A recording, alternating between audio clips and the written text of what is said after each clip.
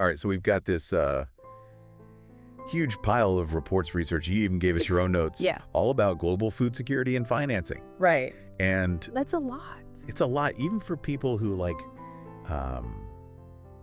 to really dig into complex topics. Absolutely. We're here to kind of break it down. Yeah, make sense of it all. Make sense of it all. Yeah, it's a huge puzzle. It is a huge puzzle with a lot of pieces. A lot of pieces. For this deep dive, what we're going to try to do is pull out the most critical insights and maybe uncover some surprising facts about how much money is going towards fighting hunger. Where is it coming from? And why is getting to zero hunger by 2030 looking so difficult? Right. So why don't we start with that State of Food Security and Nutrition in the World 2024 report. Okay. Yeah, that's a big one. Big one. And it's got contributions from really, the big players in the field. Yeah. FAO, IFAD, UNICEF, WFP, WHO. Wow. So it's a real team effort on this one. They brought in the whole crew. Yeah, they did. So what's the overall picture they're painting? Well, it's kind of a mixed bag. Okay. To be honest, the good news is that Latin America has seen a real drop in hunger levels in the past couple of years. That's awesome. Yeah. Makes you wonder what they're doing right. It does, yeah. It's definitely worth looking into that. Yeah. But on the other side of that, Oceania actually saw an increase in moderate or severe food insecurity over the same period. Oh, wow. And globally, things haven't really budged much between 2022 and 2023. Okay, so not a total victory lap just yet. Not yet. Are there any areas they're particularly worried about? Yeah, Africa is a big one. Okay. They're looking at almost double the global average when it comes to food insecurity. Wow. In fact, almost 282 million people were dealing with severe food insecurity in 2023. Wow. Just in countries experiencing food crises. That is a hard number to even wrap your head around. It is. Where are these crises happening? So the top 5 countries with the most people facing this are the Democratic Republic of Congo, Nigeria, Sudan, Afghanistan, and Ethiopia. But the area that's hardest hit is actually the Gaza Strip, where 100% of the population is severely food insecure. That's heartbreaking. Yeah, it is. It's clear the stakes are really high here. Yeah. So how does the money factor into all of this? Well, that's where things get a little bit tricky. Okay. This report actually calls out a major data challenge, and that is we don't even have a consistent way of defining or measuring financing for food security and nutrition. Oh, wow. So we're not even on the same page when we're talking about the money part of food. Not really, no. Wow. It makes it really difficult to know if we're making progress or to figure out where the funding is falling short. Yeah. Even something like official development assistance, or ODA, which is money that's meant to help developing nations, Right. doesn't have a clear definition for what counts as food security funding. So much for easy answers. Yeah. So what's the report's solution to this definition problem? Well, they're really pushing for a much broader definition of what counts. It's not just about direct food aid, but also investments in things like sustainable agriculture, getting ready for climate change, creating safety nets for when people fall on hard times, even conflict resolution, because obviously conflict disrupts food systems. It makes sense. Food security isn't just about today's meal. It's about addressing these longer-term issues that can cause hunger in the first place. Absolutely. It's about taking that longer-term view. Yeah. Yeah. And we can't forget about things like infrastructure, Right. like transportation to get food where it's needed, and healthcare, because obviously if you're healthier, you can grow, prepare, and benefit from a food. Right. Being healthy means you can benefit from the food that you're getting. Absolutely. Okay. So we've got this big picture view of food security financing now. Yeah. How much are we actually talking about, and is it even remotely enough? Well, that is the million-dollar question, isn't it? It is. The report's key takeaway is that we're coming up short. Okay. We're just not seeing the money there to reach that zero hunger goal by 2030. Oh, bummer. Yeah, it is a bit of a downer. So do they have any ideas on how to fix this? They do. They actually suggest that we look at repurposing the funds that are already being spent on food and agriculture, which is a massive amount. Okay. We're talking $630 billion every year between 2013 and 2018. That's a lot of money. It is. So if it's already being spent, where is it going if not towards affordable, healthy food? Well, that's part of the problem. A lot of countries struggle to use their allocated funds effectively, Well, or the money doesn't end up where it's most needed. So it's not just how much, but how well it's spent and who's actually benefiting. Exactly. It's about making sure it gets to the people who need it most. Okay. And that actually leads to this kind of vicious cycle where the countries facing hunger, conflict, climate disasters, and economic struggles are the ones with the least access to financing. Right. It's like the system is working against them. It is in a way, yeah. That's frustrating. Yeah, it's tough, but the report does offer a little glimmer of hope. No. They talk about something called blended finance, Okay. and what that does is it combines public and private investments, Okay. and it helps to kind of reduce the risk and attract more funding to those high-risk areas we were just talking about. So it's like using a bit of government money to give private investors the confidence to put their money in projects that are really needed but might seem a little risky. Exactly. The public funding is a sort of safety net that encourages larger private investments that might not happen otherwise. I like that. Yeah. That sounds smart. So what other roadblocks are we up against? Well, there's another big one, and this one might seem a little counterintuitive. Okay. That lack of transparency about where the money goes and how it's used actually makes investments seem riskier. Oh, interesting. So if we want more investment, we need to be able to show very clearly what's being done and how the money is actually helping. Yeah, you need that clear data. You need that accountability to make a strong case for investing. And we need to make sure that the funding is reaching and empowering the folks who are actually doing the work on the ground. Absolutely. Are we talking about any specific groups of people? Yeah, the report actually calls out the crucial role of women and indigenous peoples in achieving food security. Okay. Their knowledge, their leadership are absolutely essential. Makes sense. They're often the ones with the deepest understanding of local food systems and, sustainable practices. Exactly. They need to be key partners, not just passive recipients of aid. Yeah. But I want to emphasize one final point from this report that really highlights just how urgent this issue is. Okay, go ahead. If we miss the 2030 zero hunger target, it could cost trillions of dollars globally. Wow. We're not just talking about financial costs, although those are significant, but also the human cost of hunger, malnutrition, and the instability that comes with that. Right. The consequences would be felt for generations. That's a powerful statement. It sounds like they're saying we can't afford not to solve this. Yeah, pretty much. So what does the report ultimately recommend? Well, they're calling for a complete overhaul of how we think about and finance food security. Okay. They're saying that ending hunger needs to be at the top of the global agenda. It may seem obvious, but it often gets pushed aside. Right. And we have to stop looking at food security as its own separate problem. Right. It needs to be part of every major financial decision we make. So it's like considering the food impact of any policy that we're making, whether it's about the environment, the economy. Absolutely, it's all connected. Yeah. And they also say the public sector needs to step up and invest in things like agricultural research and infrastructure, the stuff that's essential but not always profitable enough to attract private money. It makes sense. Not everything can be purely profit-driven, Right. especially when it comes to something as fundamental as food. Right. So what about the role of private companies then?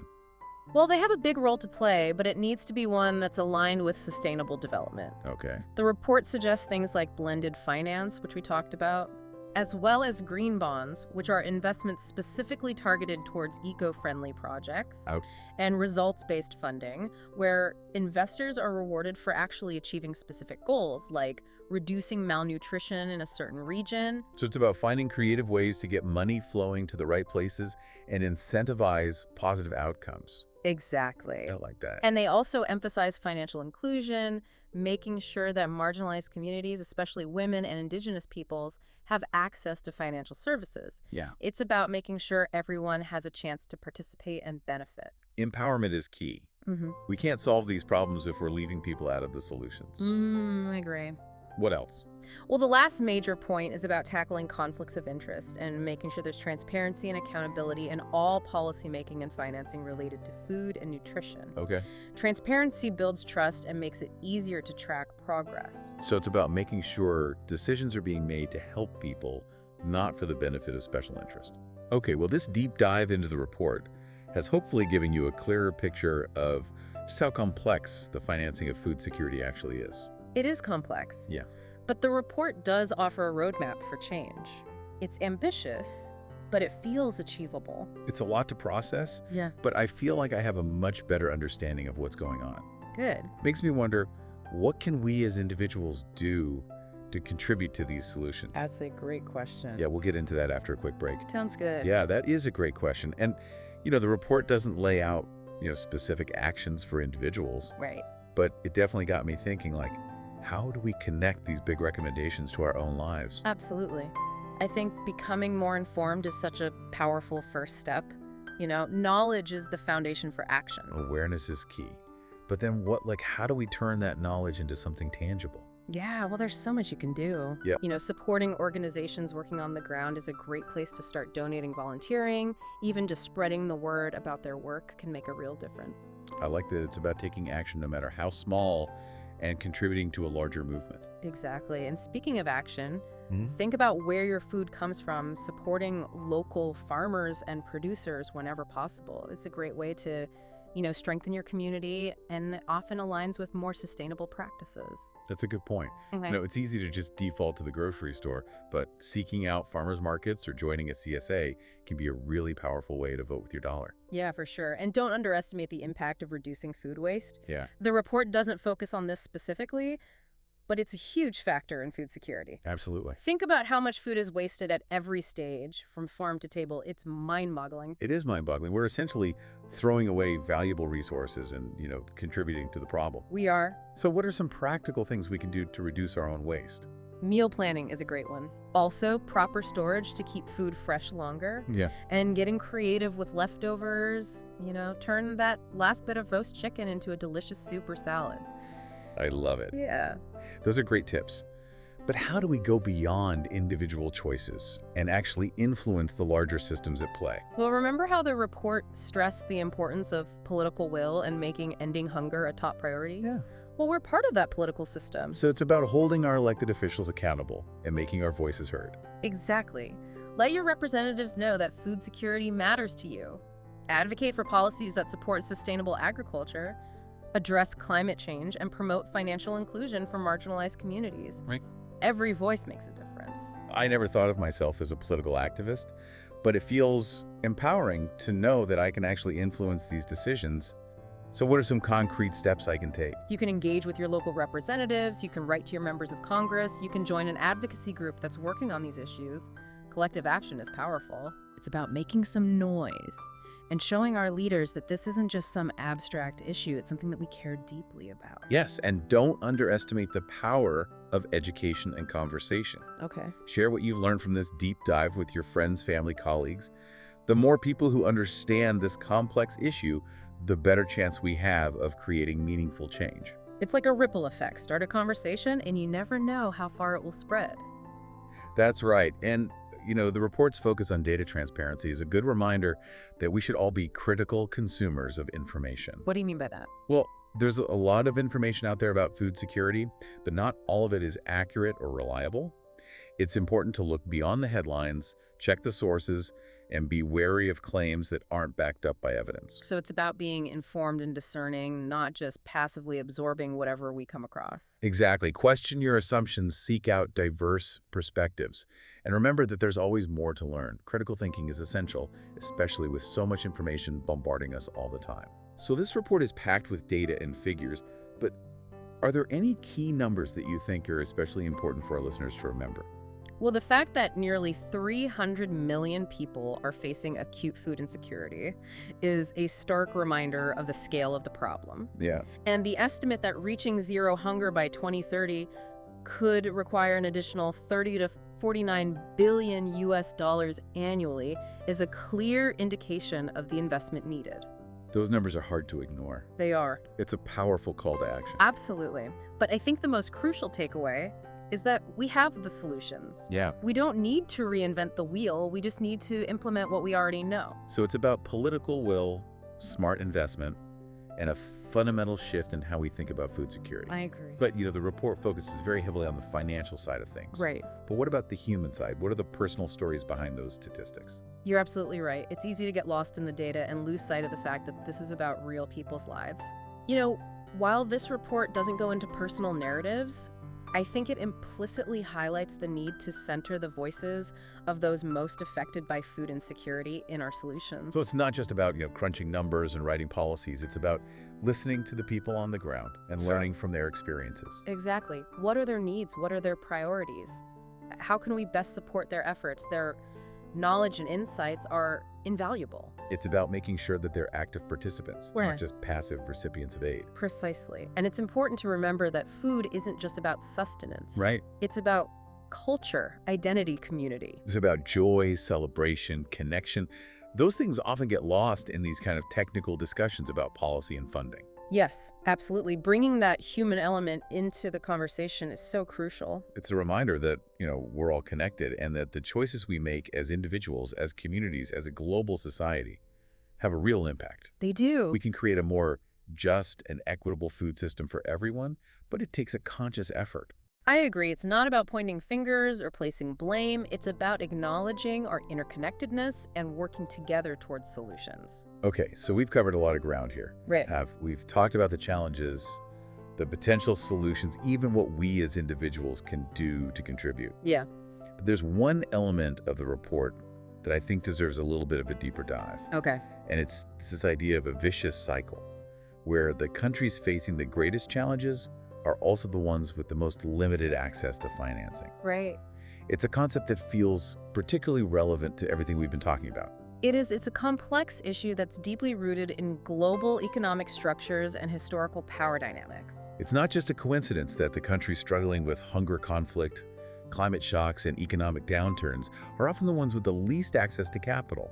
Right. There's a system at play here that perpetuates these inequalities. You're absolutely right, and the report, while not diving too deeply into this aspect, does acknowledge that traditional approaches to development financing often fail to address these underlying systemic issues. So it's not just about throwing more money at the problem. No, it's not. We need to fundamentally rethink how these financial systems operate and who benefits from them. Precisely, it's about addressing the root causes of these inequalities, not just treating the symptoms. That sounds like a massive undertaking. It is. Where do we even begin to unravel such a deeply entrenched system? Well, it starts with recognizing that the current global financial architecture often serves to reinforce existing power dynamics with wealthy nations and institutions holding a disproportionate amount of influence. Okay. We need to challenge those power structures and demand a more equitable distribution of resources and opportunities. So it's about pushing for a system that's designed to uplift those who have been historically marginalized and excluded, rather than perpetuating the cycle of poverty and inequality. Exactly, and the report's emphasis on transparency and accountability is so crucial here. Yeah. By shining a light on how these systems operate and who benefits from them, we can start to hold those in power accountable for creating a more just and equitable financial system. It's about demanding greater transparency from financial institutions, both public and private, and pushing for policies that promote financial inclusion and empower marginalized communities. Absolutely. We need to ensure that everyone has a seat at the table and a voice in shaping the systems that affect their lives. It's also about supporting initiatives that challenge traditional models of development financing. Okay, give me some examples. Things like community-owned banks or microfinance programs that provide access to capital for those who have been excluded from traditional lending systems. It's about creating alternative pathways to financial empowerment that bypass the traditional gatekeepers of capital. Those are great examples. It's about fostering innovation and creating systems that are truly designed to serve the needs of the people rather than just the interests of the powerful. Right, and it's about demanding greater accountability from our own governments and institutions. Yeah. Are they investing in a way that promotes sustainable development and reduces global inequalities? Are they supporting policies that empower marginalized communities and address the root causes of hunger and poverty? Those are questions we should all be asking. We can't just sit back and assume that someone else is taking care of these issues. I agree. It's about taking ownership and holding our own leaders accountable for contributing to a more just and equitable global financial system. Absolutely. And it's not just about government action. Okay. It's about challenging ourselves as individuals to think critically about how our own financial choices impact the world around us. Are you suggesting that we all need to become experts in global finance? Of course not, but we can all be more mindful of where our money goes and who benefits from it. Okay. For example, we can choose to support businesses and organizations that align with our values, or we can divest from companies that contribute to harmful practices. It's like the old saying, vote with your wallet. using our consumer power to support a more ethical and sustainable economy. But that can feel really overwhelming. It can. There are so many companies and products out there. How can we possibly keep track of it all? It doesn't have to be all or nothing. Start small, choose 1 or 2 areas that you're passionate about, and do some research. Look for certifications or labels that indicate ethical and sustainable practices. So it's about educating ourselves and making informed choices, even if they're just small steps in the right direction. Exactly, and it's also about advocating for policies that promote a more just and equitable system for everyone. Talk to your friends, family, colleagues about these issues. The more awareness we raise, the greater the pressure on our leaders to make real change. It's about using our voices to amplify the message and demand action, but it's easy to get discouraged. These problems are so big, so complex, so deeply entrenched. Is it even possible to make a real difference? I understand that feeling, but I truly believe it is possible. The report itself is a testament to that. By shining a light on these issues, by demanding greater transparency and accountability, by pushing for systemic change, we can create a world where everyone has access to the resources they need to thrive. It's a vision worth fighting for, but the report focuses very much on the big picture. Global systems, international policies. Right. How does all of this connect to my own community, my own life? What can I do right now to make a tangible difference? That's a great question, and one that the report with its global focus doesn't directly address, but I think there are a lot of ways to bridge that gap between the global and the local, between the systemic and the personal. Okay. And remember our earlier conversation about supporting local food systems. Yeah, it's talking about farmers markets and CSAs. Exactly. Those are great examples of how individual actions can have a ripple effect. But I live in a city. I'm surrounded by concrete, not farmland. Right. Does that mean I'm excluded from this conversation? Not at all. Even in urban environments, there are ways to connect with local food systems. Look for community gardens, urban farms, or rooftop agriculture projects. You might be surprised by what you find right in your own neighborhood. That's a good point. It's about being curious and looking for those hidden pockets of food production, even in unexpected places. What else can we do in our daily lives to kind of align with the report's recommendations? Well, think about your food choices throughout the day. Okay. Are you supporting businesses that prioritize fair labor practices and environmental sustainability? I'll admit I don't always pay attention to that it's easy to just grab whatever is convenient or affordable. I understand. Yeah. But even small changes can add up. Maybe you start by choosing fair trade coffee or organic produce whenever possible, or you make a conscious effort to reduce your meat consumption, which has a significant environmental impact. Those are good ideas. It's about being mindful of the impact of our choices, even when it comes to something as simple as a cup of coffee or a grocery list. Right, and don't forget about reducing food waste. That's something we can all do no matter where we live. You mentioned meal planning and proper storage earlier. What are some other strategies? Composting is a great way to reduce the amount of food waste going to landfills and create nutrient-rich soil for your garden. That's a good one. I've always wanted to try composting, but I live in an apartment. Oh. Is it even possible in a small space? Absolutely. There are all sorts of indoor composting systems available, from worm bins to bokashi composting. Oh, cool. It's easier than you might think. I love that it's about finding creative solutions that fit our individual lifestyles and circumstances. Exactly. And don't forget the power of community. Okay. Talk to your neighbors, friends, and family about these issues. Start a book club or a discussion group to delve deeper into the topics covered in the report. That's a great idea. It's about creating a space for dialogue and learning and inspiring each other to take action. Right. And don't underestimate the power of sharing your own experiences and challenges. It's often in those personal stories that we find the greatest inspiration and motivation.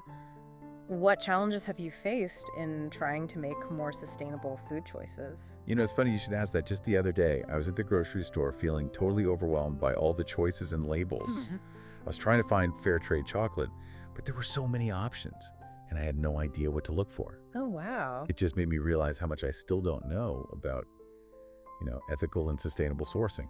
I think that's a common experience. The world of food labels and certifications can be a confusing landscape. It can. But it's also a reminder that we're all on a journey of learning and discovery. Yeah. There's no need to be perfect or to have all the answers. The important thing is to keep asking questions, keep seeking information, and keep taking steps in the right direction. That's reassuring. It's easy to get paralyzed by the enormity of the problem. Yeah. But you're right, every little bit counts. What about you? What are some of the challenges you face in your work on food security? Well, I've had the privilege of working with communities around the world who are on the front lines of this issue, and one of the biggest challenges I've encountered is the feeling of powerlessness that many people experience. Yeah, They see these huge global problems and they feel like their actions don't matter. that makes sense. Yeah, It's easy to feel insignificant in the face of such massive challenges. it is, but that's where the power of collective action comes in. When we join forces with others who share our values, we can create a movement that's much bigger than ourselves. It's like the old saying, united we stand, divided we fall. Exactly. And that's why it's so important to build connections, to share our stories, and to support each other in our efforts to create a more just and equitable food system. That's a powerful message. But speaking of challenges, the report highlights a significant obstacle to progress. And it's this issue of data transparency and accountability, or rather, the lack thereof. It feels like this is a recurring theme in our conversation. It is. Why is transparency so crucial for achieving food security? Well, it's crucial for a number of reasons. First, it allows us to track progress and identify areas where we're falling short. If we don't know where the money is going and how it's being used, we can't assess the effectiveness of our efforts. So it's about accountability. We need to know who is responsible for what and whether they're delivering on their promises. Exactly. Transparency also helps to build trust. Okay. When people can see where the money is going and how it's being used, they're more likely to support these initiatives and feel confident that their contributions are making a difference. That makes sense. Transparency fosters a sense of ownership and shared responsibility. Right, and it helps to prevent corruption and misuse of funds when things are hidden in the shadows. It's easier for those in power to abuse their positions and divert resources for personal gain. So transparency acts as a safeguard against those who might seek to exploit the system for their own benefit.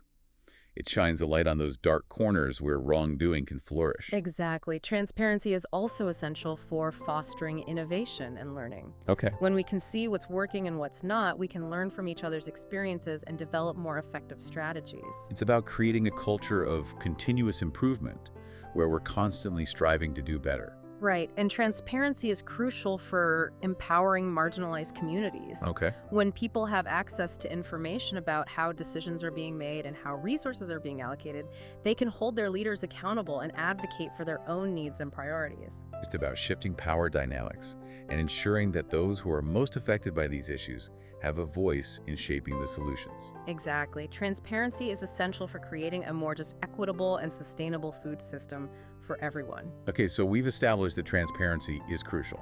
Yes. But how do we actually achieve it? The report doesn't go into great detail about that, does it? It doesn't, but there are a number of steps we can take. First, we need to demand greater transparency from governments and institutions. How do we do that? I'm just one person. Your voice matters. Contact your elected officials, sign petitions, support organizations that are working on these issues. The more people who speak up, the louder our collective voice becomes. It's about making it clear that transparency is a non-negotiable requirement, not just a nice-to-have. Right. We can also support initiatives that promote data sharing and open access to information. There are many organizations working to make data about food security and financing more readily available to the public. So it's about creating a culture of openness and accountability where information flows freely and everyone has the tools to monitor progress and hold those in power accountable. Exactly. And it's about challenging ourselves to be more transparent in our own lives and work. What do you mean by that? Well, for example, if you're involved in a community garden or a food bank, are you sharing information about your activities and finances with your members and supporters? Are you open to feedback and suggestions for improvement? That's a good point. Transparency needs to start at the grassroots level within our own communities and organizations. Absolutely. It's about creating a culture of transparency that permeates all levels of society. It's a big task, but one that's essential if we want to create a more just and equitable food system for everyone. So we've talked about the importance of transparency. Right. But what about the other side of the coin, accountability?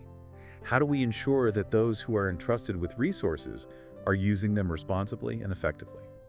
Accountability is just as important as transparency. In fact, the two go hand in hand.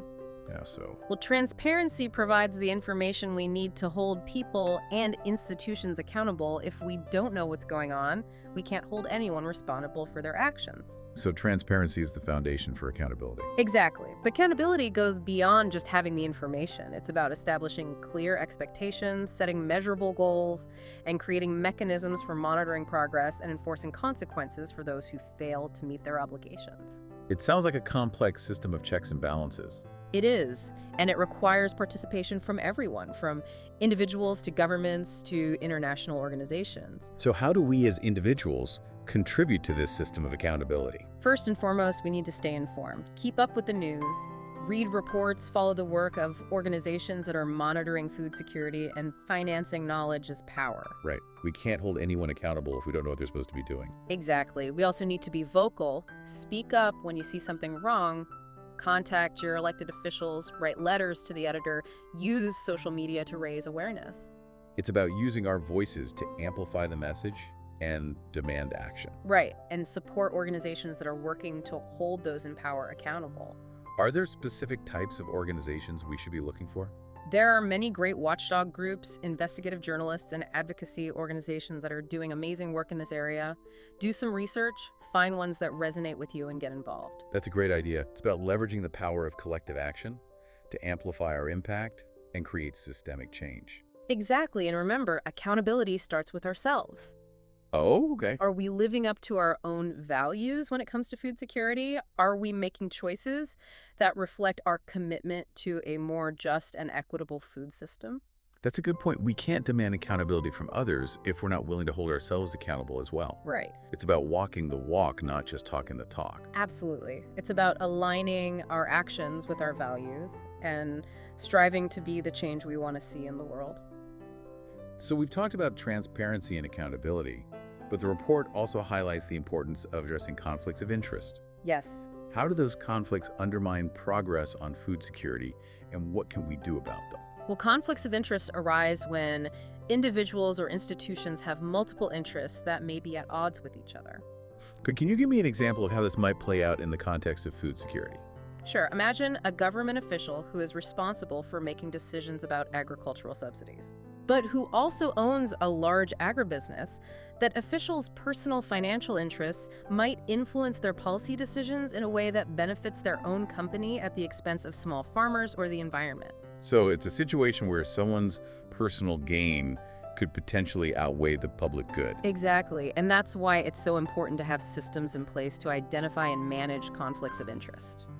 What kind of systems are we talking about? Well, for starters, we need strong ethical guidelines and disclosure requirements for public officials. Okay. They should be required to disclose any potential conflicts of interest so that the public can be aware of them and hold them accountable. So it's about shining a light on those potential conflicts so that they can be properly scrutinized. Exactly. We also need independent oversight bodies to monitor and enforce these ethical guidelines. It sounds like we need a system of checks and balances to ensure that those in power are acting in the best interests of the public. You've got it. And we need to be vigilant in identifying and calling out conflicts of interest when we see them. So what can we do as individuals? Stay informed about the activities of your elected officials and the companies you support.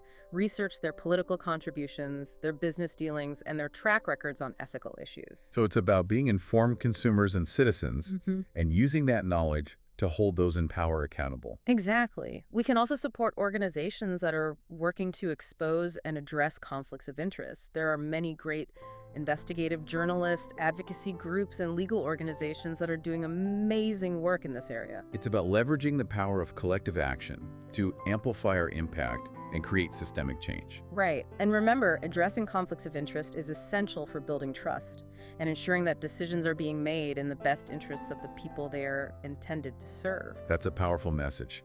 It makes me wonder, given the interconnectedness of food systems with other global challenges like climate change, conflict, and poverty, could tackling food insecurity actually unlock progress in these other areas as well? That's a fascinating question, and one that I think deserves further exploration.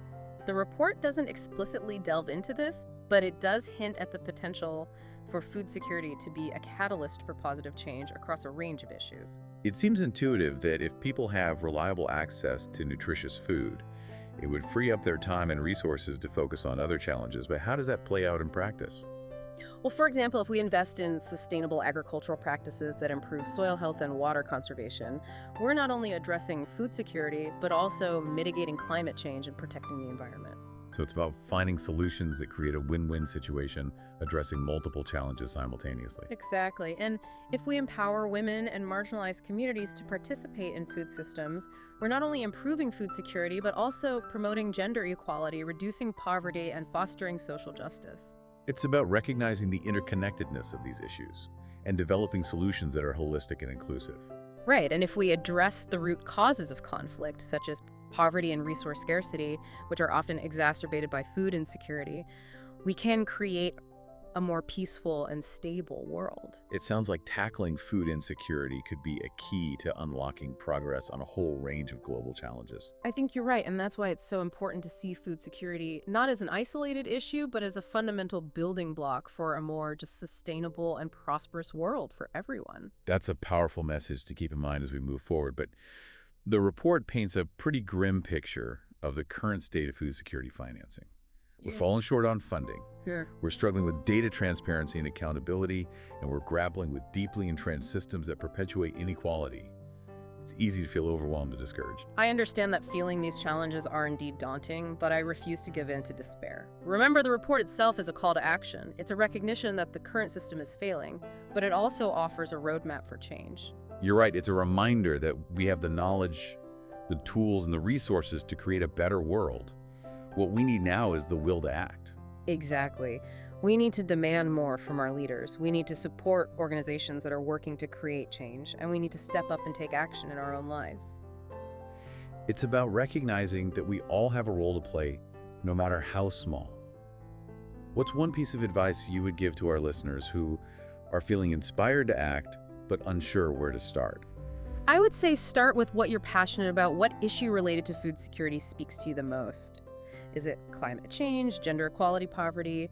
Find an organization that's working in that area and get involved. That's great advice. Find your passion and channel it into action. Right, and don't be afraid to start small. Even a simple act like donating to a food bank or volunteering at a community garden can make a difference. It's about taking that first step and letting it lead you on a journey of discovery and impact. Exactly, and remember, you're not alone in this journey. There are countless individuals and organizations around the world working to create a more just and equitable food system. Connect with them, learn from them, and let's work together to create a world where everyone has access to the nourishment they need to not just survive, but to truly thrive. That's a beautiful vision. It's a reminder that even in the face of daunting challenges, there is always hope, and there is always something we can do to make a difference. Absolutely, and I think that's a powerful message to carry with us as we continue this conversation. It really feels like the solutions to food security are about so much more than just food. Yeah. It's about economics, the environment, Yeah. social justice, like weaving all these threads together. Exactly. It's not an isolated problem. Yeah. Food security is connected to so many other challenges that we're facing globally. Yeah. You know, the report touches on this, but it's worth really digging into. Yeah, it's almost like a domino effect. You can't really solve one problem without addressing the others. It's a web for sure. And that's why just, throwing money at food aid isn't going to cut it. Right. We need a more integrated approach. We need a system-level solution. So instead of just saying, let's grow more food, we have to think about how those farming practices are impacting the environment, Right. local communities, even the global climate. Yeah, it's about understanding the consequences of our actions, both intended and unintended, and finding solutions that address the root causes, not just the symptoms. So this is a much more holistic way of thinking about food security. It is. And honestly, a bit more daunting. More challenging, definitely. Yeah. It means stepping outside of our usual ways of thinking, collaborating across different fields, and most importantly, listening to those who are often left out of the conversation. But if we get this right, the potential benefits are huge. They are enormous. We could be creating a world that's not just food secure, but also more just sustainable and resilient. Absolutely. And that brings us back to one of the report's most sobering points, the cost of inaction. Right. Failing to meet that 2030 zero hunger target could cost trillions of dollars. Trillions. And that's not just a number on a page that represents, immense human suffering and global instability. It's a stark reminder that investing in food security isn't just the right thing to do morally. Right. It's also the smart thing to do economically. So it's not charity. It's a strategic investment It is. in a more stable and prosperous future for everyone. Exactly. Investing in sustainable agriculture, preparing for climate change, resolving conflicts, strengthening social safety nets. Yeah. These things create a better world for all of us. It's a shift from scarcity to abundance, recognizing that by working together, we can create a world where everyone has the resources they need to thrive. I love that. And it sounds like it all starts with food. Food is fundamental. It's the foundation for individual and collective well-being. When people are hungry, they can't focus on education, they can't contribute to their communities, they can't build a better future. So food security isn't just the end goal, it's a stepping stone to achieving so much more. What a powerful idea. And what's amazing is we already have the knowledge, the tools, and the resources to solve this problem. We just need the political will and the collective commitment to make it happen. I'm feeling really inspired by this conversation. It's easy to get kind of bogged down in the enormity of global issues, but you've shown us that there's a path forward and that each of us has a role to play. That's exactly the message I hope our listeners take away from this deep dive. Food security isn't someone else's problem. It's something we can all contribute to solving. And it doesn't require, grand gestures. Even small everyday actions can make a difference. Supporting local farmers, reducing food waste, and having these conversations with our friends and families. It all adds up. It all adds up, yeah. So we've explored the challenges, the solutions, the power of individual action. This deep dive has hopefully given you a new perspective on food security and financing. I know, I've learned a lot. Good. I feel more informed and honestly more hopeful than when we started. That's what we were aiming for. Remember, the conversation doesn't end here. Keep learning, stay curious, and keep pushing for a world where everyone has the nourishment they need to not just survive, but to truly thrive. Thank you so much for joining us on this journey. We're all in this together, and together we can create a world where zero hunger isn't just a dream, but a reality.